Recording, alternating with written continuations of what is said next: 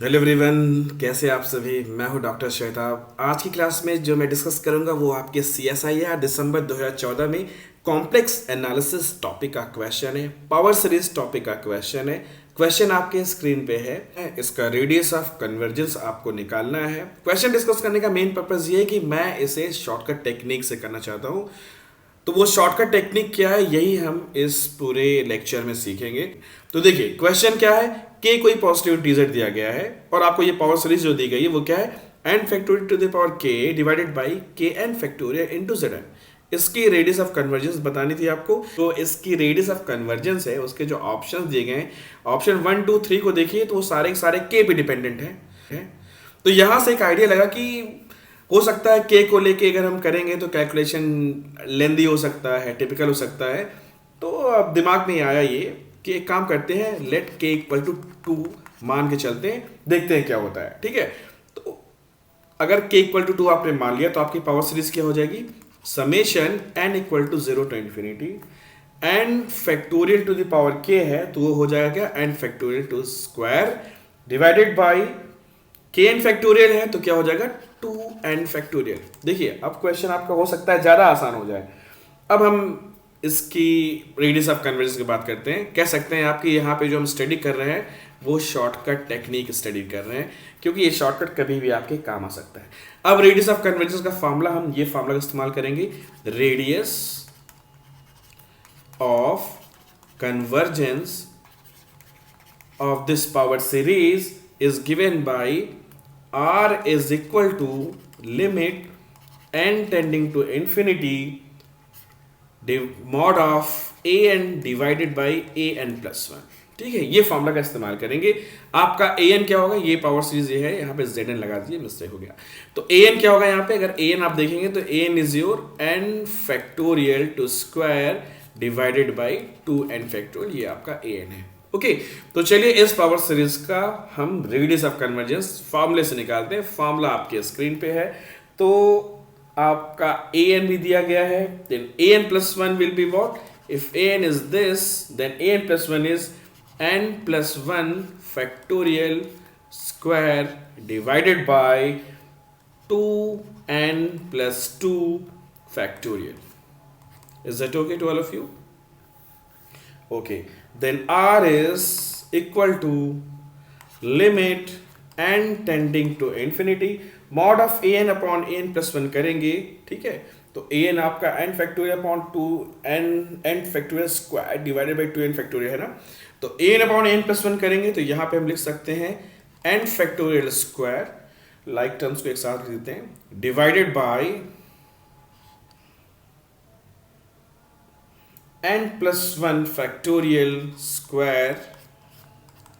ठीक है, इनटू यहां पे लिख सकते हैं क्या, 2n plus 2 factorial divided by 2n factorial, और यहां पे लगा देते हैं क्या, मॉड लगा देते हैं। ठीक है, देख लीजिए यहां तक। किसी को कोई डिफिकल्टी हो तो वो कमेंट सेक्शन में ज़रूर मुझसे क्वेश्चन पूछेगा, जो मैं सारे कमेंट्स का रिप्लाई करता हूं ज़रूर से। अब इसे थोड़ा सिंप्लीफाई कर लेते हैं। ओके, सिंप्लीफाई आप खुद भी आप बैठ के ट्राई कीजिए सॉल्व करने के लिए। सारे वीडियो देखने से पहले खुद भी अटेम्प्ट कीजिए। देखिए मैंने आपको ऑलरेडी हिंट दिया हुआ है, इसलिए आपको खुद से भी कोशिश करनी चाहिए। ठीक है, so this is equal to what, limit N tending to infinity. हम क्या लिख सकते हैं यहाँ पे लिख सकते हैं, इसको और सिंप्लीफाई करेंगे अगर तो ये है आपका न्यूमरेटर में एन फैक्टोरियल स्क्वायर, और डिनोमिनेटर से हम क्या कर सकते हैं, n प्लस 1 फैक्टोरियल को क्या लिख सकते हैं, n प्लस 1 फैक्टोरियल को आप लिख सकते हैं क्या, n plus 1 into N factorial. तो n plus 1 factorial whole square लिखा हुआ है, तो आप चाहे तो ब्रैकेट को ऐसे लगा सकते हैं। तो finally we can write here n plus 1 square into N factorial square into, इसी तरीके से ये जो आपका लिखा हुआ है 2n प्लस 2 फैक्टोरियल, तो इसको थोड़ा सा और सिंप्लीफाई कर दें, लिख सकते हैं इसे 2n plus 2 2n plus 1 into 2n factorial divided by 2n factorial. Simplify करने के लिए ये देखिए क्या क्या कट रहा है, यहाँ पे तक 2n फैक्टोरियल से 2n फैक्टोरियल कैंसिल आउट हो रहा है, एंड फैक्टोरियल स्क्वायर्स ये कैंसिल आउट हो रहा है। तो फाइनली देखिए आपको क्या मिल रहा है, this is equal to limit N tending to infinity. आप देखिए क्या बनता है आपका। अब एन पॉजिटिव इंटीजर है, पॉजिटिव नंबर है, तो मॉड लगाने का कोई मतलब नहीं है, हम सिंपली लिख सकते हैं this is 2n+2 2n+1 divided by n+1 square. खुद से भी सॉल्व करने की कोशिश करें प्लीज, सारे आंसर्स देखेंगे तो प्रैक्टिस कैसे होगी, तो साथ ही साथ सॉल्व करते रहिए तो आपको पढ़ने में भी मजा आएगा, right. So this is equal to limit n tending to infinity. अब यहाँ पे ऊपर न्यूमरेटर्स में 2n अगर कॉमन ले लिया जाए तो क्या बचेगा, 1+2/2n। सेकेंड 2n+1 में से भी अगर आप 2n कॉमन ले लें तो क्या बचेगा, 1+1/2n। प्रैक्टिस चाहिए, अच्छे से प्रैक्टिस कीजिए। और यहाँ जो आपका डिनोमिनेटर है यहाँ से n² कॉमन ले ले तो क्या बचेगा, 1+1/n। देखिए अब क्या कटेगा, n², ये n और n से पूरा कैंसिल हो गया। जब आप n टेंडिंग टू इन्फिनिटी रखेंगे तो यहाँ पे जब रखेंगे तो आपका क्या हो जाएगा, ये पूरा ज़ीरो हो जाएगा, ये भी ज़ीरो हो जाएगा आपका, राइट। तो और ये भी ज़ीरो हो जाएगा आपका। तो फाइनली अगर आप देखें तो न्यूमरेटर में बचेगा सिर्फ और सिर्फ 4। तो आपने रेडियस ऑफ कन्वर्जेंस निकाल दिया 4। अब आप सोचेंगे कि जब k इक्वल टू 2 था तो आपका रेडियस ऑफ कन्वर्जेंस आ गया क्या, 4। अब ऑप्शन में कहाँ है 4, समझ में नहीं आ रहा है, लेकिन यही शॉर्टकट टेक्निक का यहाँ पे प्रयोग हम करेंगे। k इक्वल टू 2 के लिए रेडियस ऑफ कन्वर्जेंस क्या आना चाहिए, 4। तो जरा ऑप्शन पे देखें, यहाँ पे ऑप्शन 1 को देखिए, ऑप्शन 1 में क्या है कि k लिखा हुआ है, राइट। बोला गया क्या है कि रेडियस ऑफ कन्वर्जेंस, ऑप्शन 1 में बोला गया है कि k है।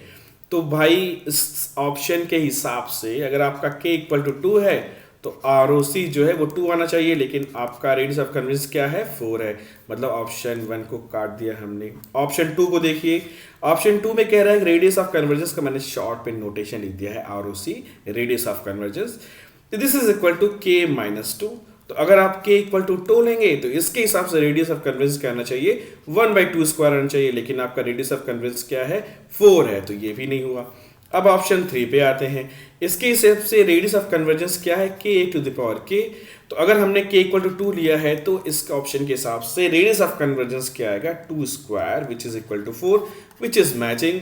तो ये ऑप्शन तो ठीक है। और ऑप्शन 4 तो इन्फिनिटी बोल रहा है, यहाँ तो हमने निकाल ही लिया है कि आप क्या आ रहा है, आपका फाइनाइट नंबर आ रहा है, तो ऑप्शन 4 को वैसे ही हमने काट दिया। तो सिर्फ और सिर्फ आपका एक ऑप्शन बच रहा है, वो कि है ऑप्शन नंबर 3। तो आपने लगा दिया टिक, क्या answer is 3। This is correct answer, answer is option number 3। तो देखिए ये था शॉर्टकट टेक्निक। तो इस तरीके की टेक्निक दूसरे प्रॉब्लम से भी आप लगा सकते हैं। तो ऑप्शंस के हिसाब से आइडिया लग गया था ये। ओके, तो ये शॉर्टकट टेक्निक थी इसको सॉल्व करने की। आई होप कि आपने कुछ नया सीखा होगा। और देखिए अभी मैं पेन टाइप का इस्तेमाल करके वीडियोस बनाया हूँ, तो ऐसा नहीं कि मैं हमेशा पेन टाइप का इस्तेमाल करूँगा। समटाइम मैं कभी अपीयर होऊंगा कैमरे के सामने, कभी पेन टाइप, तो जैसा टाइम होगा उसके हिसाब से करेंगे। So this was all about this lecture. अगर आपको कोई कन्फ्यूज़न हो तो प्लीज़ ज़रूर से पूछेगा, और ऐसे और भी बहुत सारे क्वेश्चन जो है मैं डिस्कस करता रहूँगा, टेक्निक्स, शॉर्टकट टेक्निक्स और सभी चीज़ें, जिससे कि आपको कंपटीशन निकालने में हेल्प मिले। Thank you so much, keep watching मी। और अगर आपको लगता है मैं किसी तरीके से आपकी हेल्प कर रहे हैं तो आप ज़रूर मुझे सपोर्ट कीजिएगा। प्लीज़ डू सब्सक्राइब मी। शुक्रिया, थैंक यू।